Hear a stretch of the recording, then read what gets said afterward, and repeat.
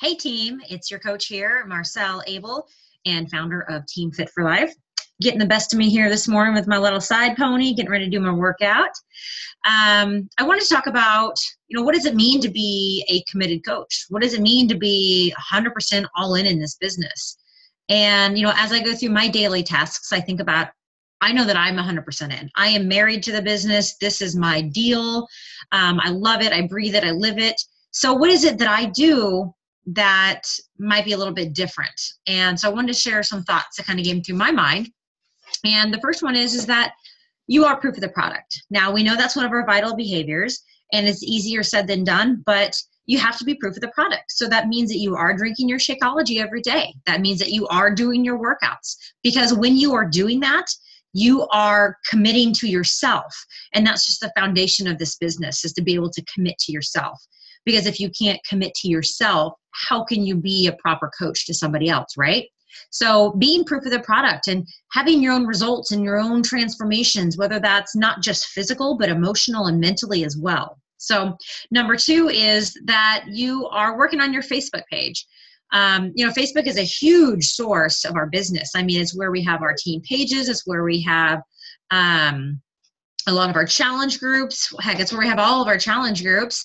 And it's how we connect with one another most often. So your Facebook page, whether that, if you have a business page, then that is your storefront. Like, believe it or not, that is your store. And I've said this before, when people go to that page, what image are you going to give them? Are they going to look at your page and feel inspired?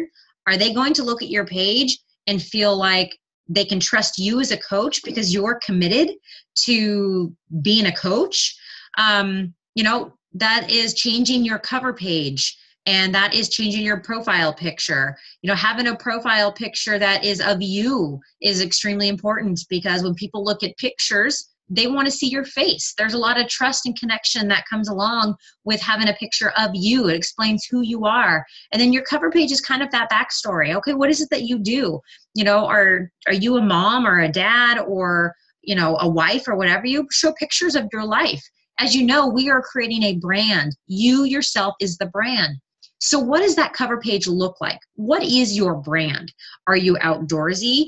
Are you a snowboarder? Do you like to knit? Do you like to dance? Do you like horses? Do you have family? What is it that explains who you are?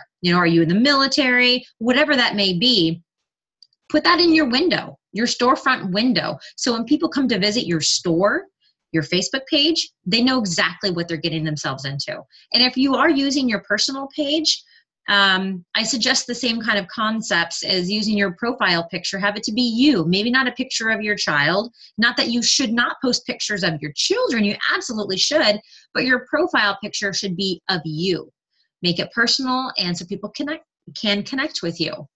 And another thing that came across was, are you being consistent with your consistency? Sounds a little redundant, right? But it's true, because you can have one day where you're extremely consistent in your daily actions, but are you going to do it the next day? Is someone going to think of you when they think of either the business opportunity or when they think of needing someone's help? Are you being consistently consistent? And that's another aspect of being all in this business, which brings me to my next point is, are you treating this like a business? Is this something that you do on the side? Is this something that's kind of a hobby to you? Or are you putting the time in that it's going to take to grow this business?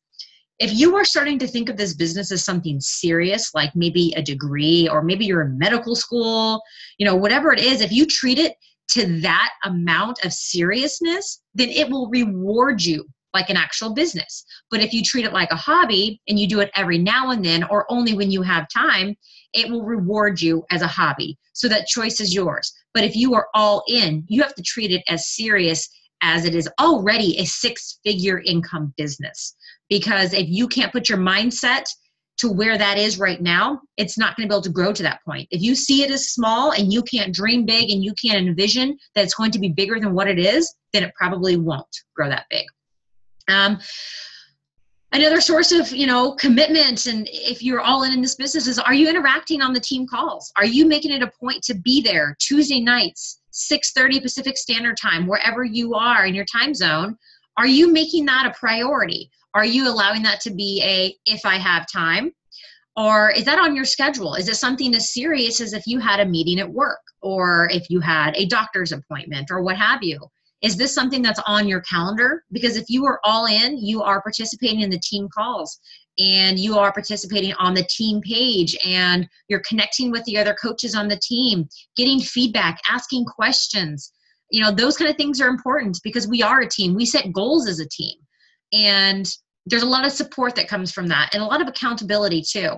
You know, just like our challengers need the accountability, we as coaches need it as well. You know, myself as your upline can't be your only source of accountability. So being able to interact with the team and have that support is extremely important.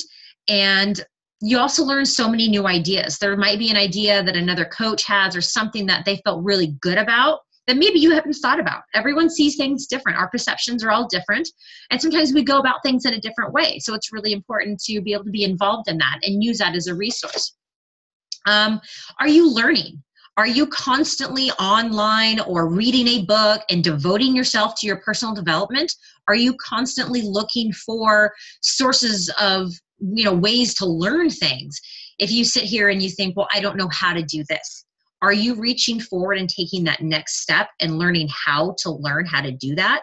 Because if you can learn that, that will take your business to the next level. Are you looking for sources of inspiration? Are you looking for ways to learn new skills? Are you looking for a way to grow what you already have into something bigger and stronger? Being able to learn and being a sponge of information will take you farther than you'll ever imagine. Yeah, so that's what I have. You know, being an all-in coach takes commitment. We all know that. But if you are committed, I hope you can check those things off your list, making sure you're doing your 3 vital behaviors as well as the other things that I mentioned. So, all right, team, big hugs to you. I will talk to y'all soon. Thanks.